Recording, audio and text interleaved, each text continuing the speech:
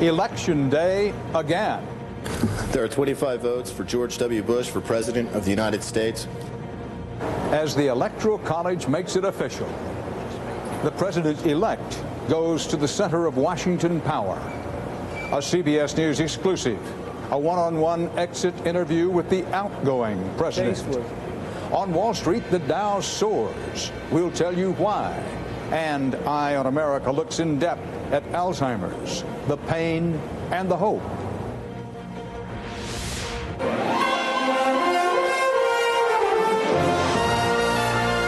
This is the CBS Evening News with Dan Rather reporting tonight from Washington. Good evening from Capitol Hill. George Bush came here today for the first time as president-elect. It is ground zero as he breaks ground for his new administration and tries to build power in Congress. Toward that end, Bush met with congressional leaders of both parties and with the chairman of the Federal Reserve, Alan Greenspan. Despite the reservations of congressmen about Bush's big tax cut plan, the talk for today at least was upbeat. Bush meets tomorrow with President Clinton. A short while ago, in a one-on-one exit interview for 60 Minutes 2, President Clinton told me the Bush presidency deserves, quote, a good start. First about Bush in Washington. CBS's John Roberts begins our coverage. John? Dan, when he meets with President Clinton tomorrow, President-elect Bush will bring to the White House his pledge to heal a divided nation. Meeting with congressional leaders earlier today, Mr. Bush's intentions were a little more pragmatic. The president-elect roared onto Capitol Hill with a mission today to build the bridges he'll need if he hopes to make good on his campaign promises. I hope they realize that this isn't a single photo opportunity, and then maybe we'll see each other and talk to each other in the future. That's just not the way I do business, and I wanted to come and look him in the eye and say that. Republicans embraced his calls for unity. Publicly, the Democratic leadership said all the right things. It's an opportunity for us to wipe the slate clean, to begin anew. The visit was cordial, but it was clear that on the issue of who legitimately won the election, tensions still linger. I believe in January the 20th, not too many steps from here, he's going to be sworn in as the next president of the United States. I don't know how you can get more legitimate than that. If nowhere else, Bush's Washington hotel rolled out the red carpet, ready to receive the president-elect and all those applicants for cabinet positions. Top picks, according to Republican sources, former Indiana Senator Dan Coats for Secretary of Defense, Oklahoma Governor Frank Keating for Attorney General, and New Jersey Governor Christine Whitman for either Labor, Health and Human Services, or U.S. Trade Rep. I talked with a good man right here. The president-elect began his day with a breakfast briefing on the wobbling economy from Fed Chairman Alan Greenspan. Greenspan has been critical of Bush's plans for an across-the-board tax cut. But all day long, Bush was stubbornly optimistic about it. I look forward to working, making my case to both of the leaders on the Republican side and Democrat side that marginal rate reductions will help spur economic activity and economic growth. The president-elect is also preparing for his obligatory meeting tomorrow with Vice President Gore, an attempt to show that despite a bitter and even mean-spirited post-election battle, the two can shake hands and move on. Dan? John Roberts. In front of the cameras today, the president-elect and congressional leaders all seem to be singing the same tune. We can work it out. Let's get the real deal from CBS's Bob Schieffer, who's also here on Capitol Hill tonight. Bob, what are they saying off camera? Well, Dan, it's interesting. Off camera, the Republicans, they really don't know George Bush. He kind of kept them at arm's length during the campaign, but they said that was kind of a get-to-know-you session. They said he was fairly reflective. He talked about how this post-election period, he said, had made him a better person, a stronger person, and a more patient person. They liked that. The Democrats also seem to think he set the right tone. When he talked to them, he told them privately, look, I'm really serious about pushing this tax cut plan. It's what I campaigned on. But he also told at least one of them, I know you have to compromise to get things done. So they liked that. I think he also thought it went well. I'm told that after he left the Capitol, he got on his car phone and called the Democratic leader, Dick Gephardt, back and said, I want you to know I really did enjoy it. I really do think we can work together. So I think he took an important first step today, certainly so in the mind and eye of the Democrats. And I think it's going to be a long way to go, but it is a good first step, Dan. Well, Bob, talk's cheap. Will anything really come of it? You know, the Democrats say they believe they can get the votes together to join with the Republicans and kill the marriage penalty tax. They think they can also get the votes to substantially reduce those inheritance taxes, what the Republicans call the death tax. They say they can't eliminate it altogether, as the Republicans want to do, but they can make a substantial reduction. We'll have to see. Bob Schieffer, thanks. In a normal presidential election year, this would have gone largely unnoticed. This year being anything but normal, television cameras were there today to record the meeting of the Electoral College. Electors met in all 50 state capitals and in the District of Columbia and officially elected George Bush the 43rd President of the United States. The 42nd President, William Jefferson Clinton, will leave office in just 33 days after 2 full terms in the White House.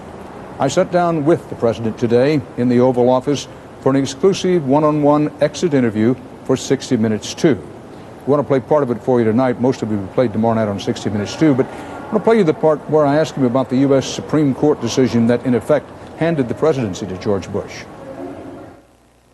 Were you surprised that this Supreme Court ever took the case? Well, let me say, I think most lawyers, or a lot of them, were surprised they took the case. Even those that were surprised they took the case were shocked when the vote count was stopped on the Friday. Were you? No. No, not after 8 years in Washington. I wasn't. They had the power to do it, and they did it. And it's done, and we should accept it because the country has to go on. Let's talk about the economy. You know, as I know, that in politics, a lot of it is trying to pin the tail on somebody else.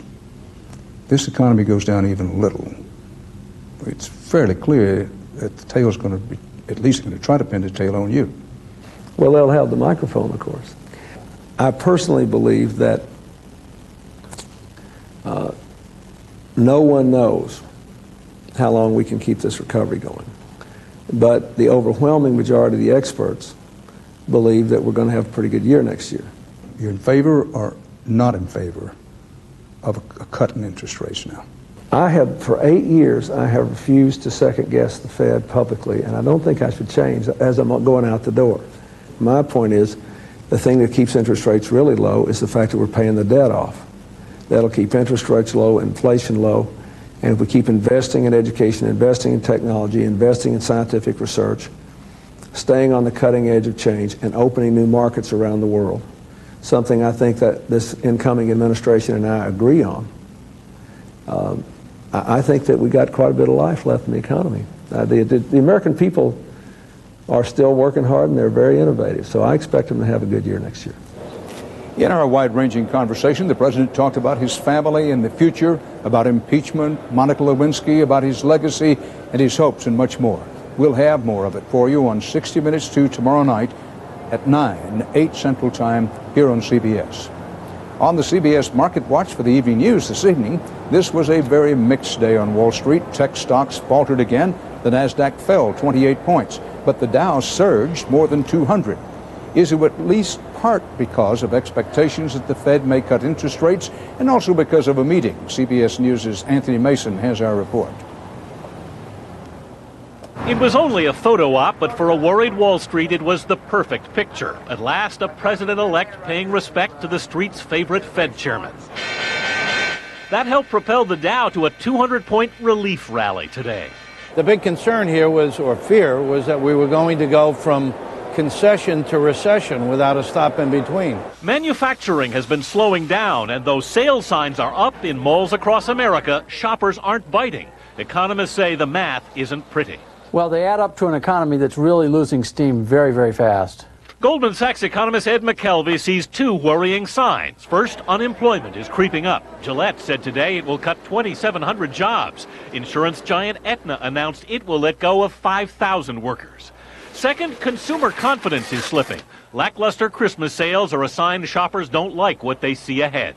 We've had a nice bid with Clinton, and now I think it's going to go down. I just hope that I'll pay off my credit card bills before anything happens. We think that there's probably a 1 in 3 chance that we could be in recession sometime early next year. Wall Street doesn't like those odds, which is why stocks have been unable to sustain a long-term rally. PaineWebber's Arthur Cashin says I believe that there's an underlying anxiety that this thing could slip from a soft landing into a bumpy landing and, heaven forfend, into a crash landing. The Fed meets tomorrow, and Wall Street is hoping for a strong signal that an interest rate cut is coming. Some economists believe we need that interest rate cut right now. Dan? Anthony Mason in New York. For nearly a century, the auto industry has been a pillar of the U.S. economy and automakers the bluest of blue-chip stocks. But despite today's jump in the Dow and despite this year's unprecedented car sales figures, CBS's Cynthia Bowers reports that a look into Detroit's crystal ball may make investors blue. It's been a record year for the automobile industry. More cars were made and sold in this country than ever before. But analysts say this could be the end of the line. We're going to sell about 17.3 million cars and trucks this year, yet the American car makers seem to be in trouble, and we've never seen anything quite like it. Daimler Chrysler says it expects fourth quarter losses of more than $1 billion, prompting the chairman of the company to send a letter to stockholders asking for patience. GM, expecting sharply lower profits, has already announced layoffs and the scrapping of the venerable Oldsmobile line. It appears success is at the root of the problem. After 5 years of unprecedented sales, automakers actually overproduced to meet demand and now find themselves stuck with enormous inventories.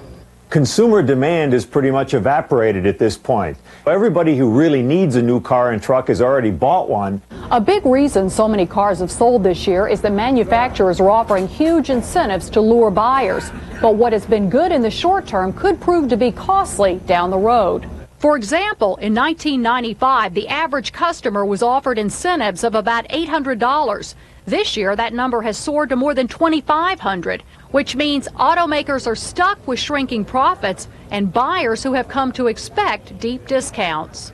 I don't think you'll see any backing off. I think it's full steam ahead for incentives. They're here to stay. They're never going to leave.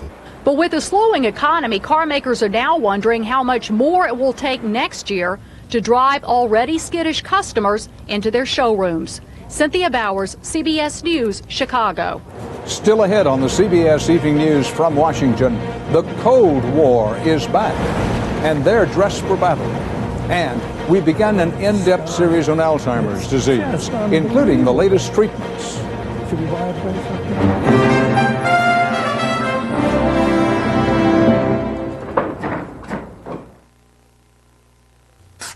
It affects millions of people each year, and yet many don't even know they have it. It's called high blood pressure. And while we've learned a lot about high blood pressure, medical research continues so we might someday eliminate this silent killer. If you have high blood pressure or you think you might have high blood pressure, we'd like to talk with you. Qualified participants will receive a study-related medical evaluation and study medicine. To learn more, call toll-free 1-877-BP for life.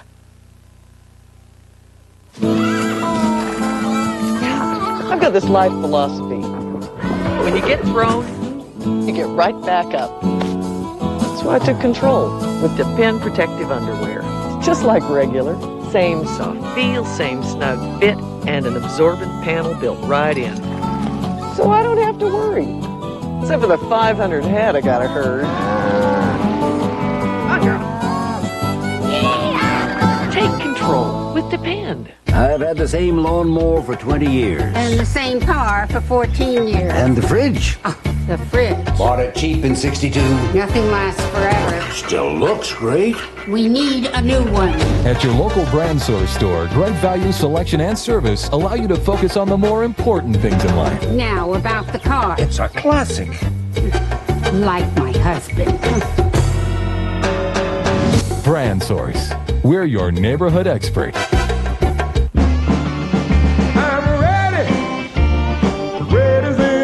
Can be. I'm ready as anybody can be. Yeah. Are you ready to ask your doctor about Viagra? Get ready. Right. Ask your doctor if a free sample of Viagra is right for you. Well, I'm ready for you. I hope you're ready for me.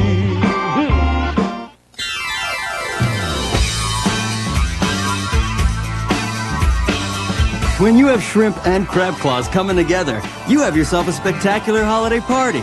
Pick up a Red Lobster party platter and go overboard. If it isn't purple, it isn't Prilosec.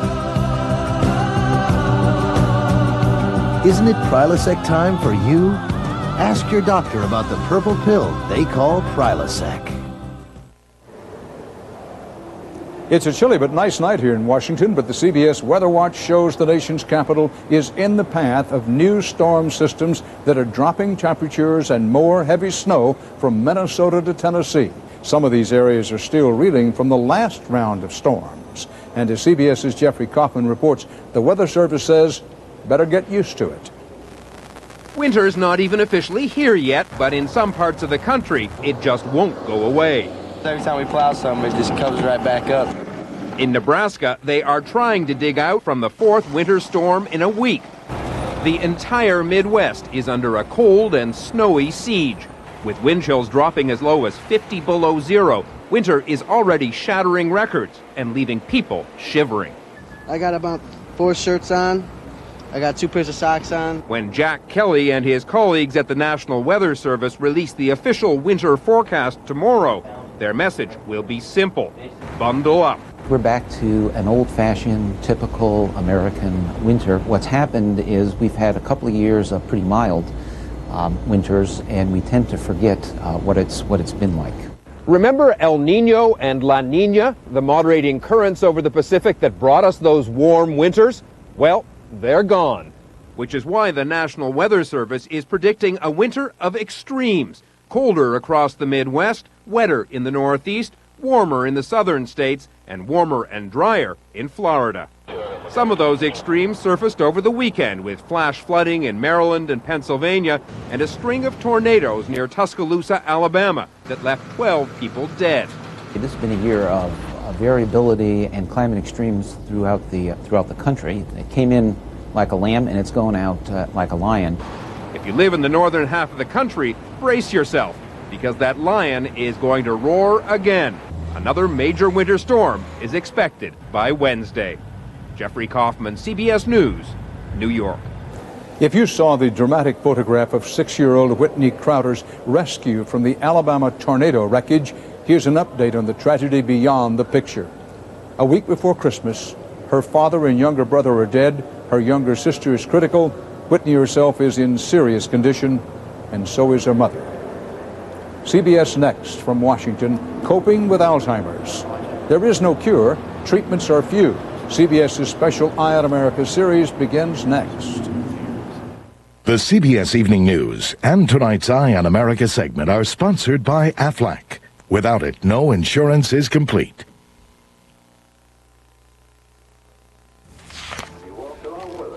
Want to start a family? Right now? I just got supplemental insurance. What's that? Aflac.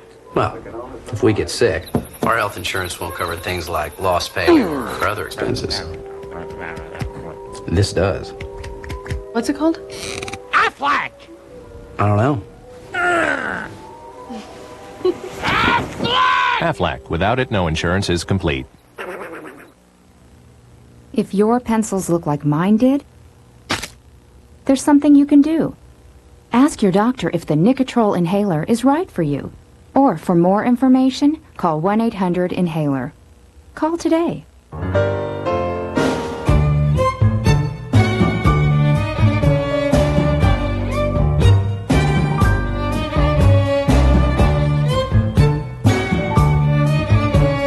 With Hotmail on your MSN homepage, you can check your email wherever there's a web connection. That's why it's the most popular email the world over.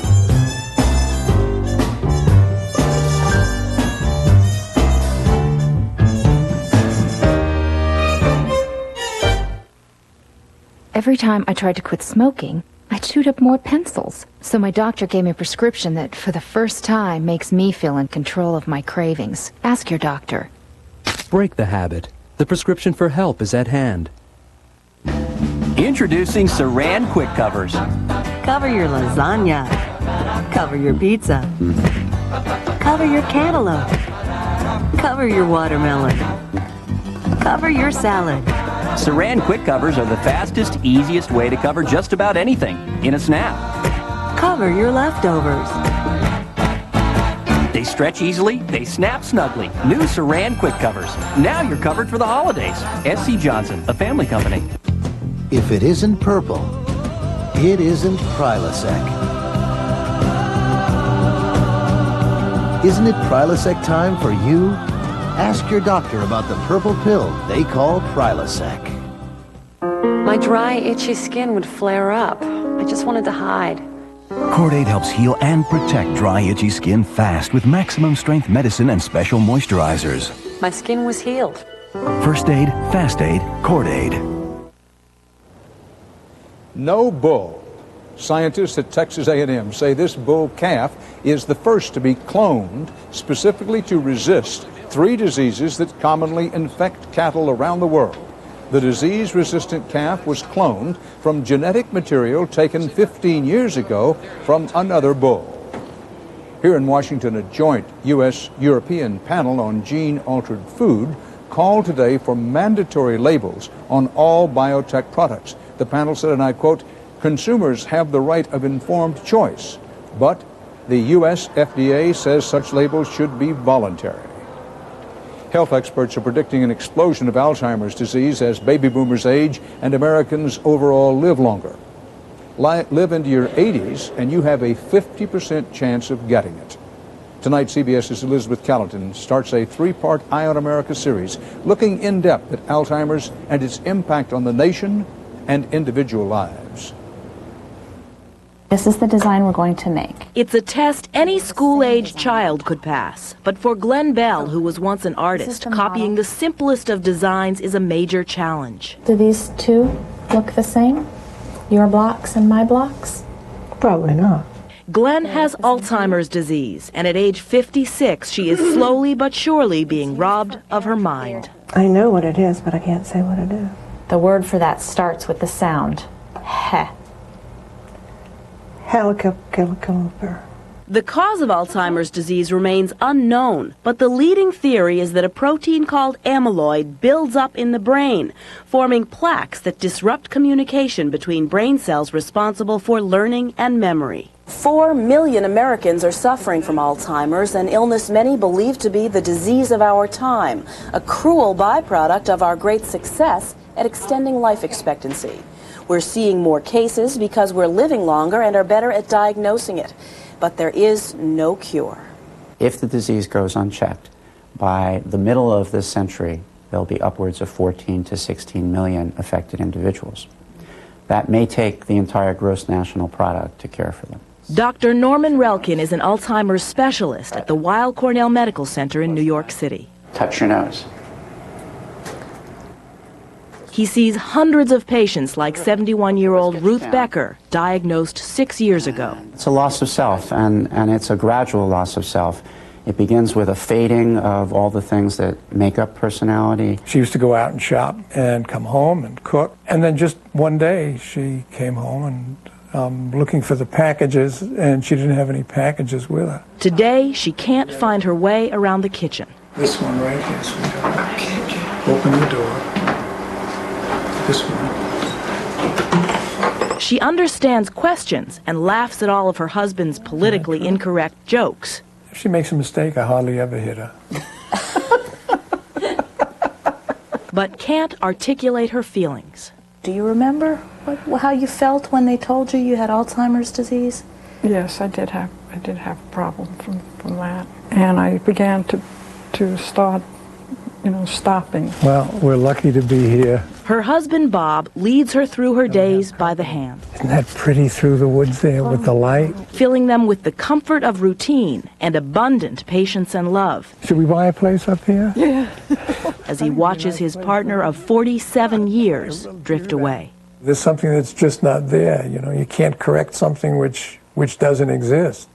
So you deal with what's there. It's the Becker's reality, the challenge of living with Alzheimer's disease. Tomorrow, the challenge of treating this disease of our time. Oh, this is so nice. In North Salem, New York, I'm Elizabeth Callahan for Eye on America.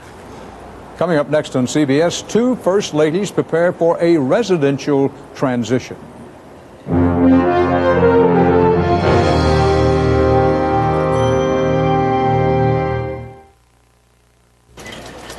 I know what he's thinking. How long is this gonna take? There he goes.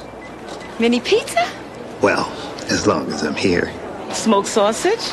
Just a taste. Salsa? Fiesta time. Because life's full of surprises, some pleasant, some not so pleasant, there's Pepsid AC. And unlike Tums, Pepsid AC works on heartburn anytime, before, during, or even after the start of heartburn. Mini pizzas. Alpha. Today should be heartburn-free with Pepsid AC.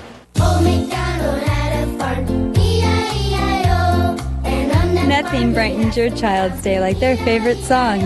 I'm a little teapot, short and stout. Here is my Now Time Life Music brings you a new collection. 100 Best Love Songs for Kids for just $24.99. The onion bridge is falling down, falling down, falling down. Imagine owning every one of your children's favorite songs all in one collection. Row, row, row your boat gently down the stream. Merrily, merrily, merrily, merrily. You'll get all their favorite playtime songs. I've been working on the railroad All those great sing-along songs. There was a farmer, had a dog, and Bingo was his name. Oh, B-I-N-G-O. And all of the best loved lullabies. Rock-a-bye, baby, on the treetop. 100 songs for kids on 4 CDs or 4 cassettes for just $24.99. Here we go, looby-loo. Here we go, looby-lie. Here we go, looby-loo. All on a Saturday night. Do you know the Muffin Man? The Muffin Man. The Muffin Man. 100 songs for kids. If you're not completely satisfied, Time Life will refund every penny of your purchase price. Oh, where has my little dog gone? Oh, where? So call now for 100 songs for kids. Incy Wincy Spider went up the water spout. To order 100 songs for kids, call 1-800-435-5577. That's 1-800-435-5577. Or send $24.99 for 4 CDs or 4 cassettes, plus $4.99 shipping and handling to 100 Songs for Kids, Department 3, Richmond, Virginia, 23280. Coming up tonight at 6, it was a drug raid gone wrong and one man lost his life. Tonight, Lebanon police have made a settlement. We'll tell you more about that tonight at 6. There's more to a presidential transition than naming a cabinet and meeting with Congress. There's also domestic policy of the sort traditionally handled by the first ladies. Incoming Laura Bush and outgoing Hillary Clinton got their transition going today over tea. Thanks to her father-in-law, Mrs. Bush already knows her way around the White House. She's even slept in the Lincoln bedroom. The Clintons will move out of the White House next month. But as Senator-elect from New York, Mrs. Clinton needs a place in Washington, so they're house hunting, or rather mansion hunting. They're considering a 130-year-old home in the exclusive Georgetown district. 9 bedrooms, 7 baths, $4.4 million. The president told me today that they'll keep their place in Chappaqua, New York, and that so far as he knows, they have not yet bought a house in Georgetown. Part of our world. Dan Rather for the CBS Evening News, reporting tonight from Washington. Good night. For news 24 hours a day, CBS.com on the internet and on our interactive partner, America Online, at keyword CBS News.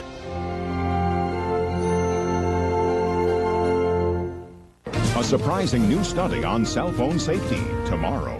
Experience CBS News. Straight ahead on News Channel 5, what if you needed emergency help and they couldn't get to you? It happened to a Murray County man.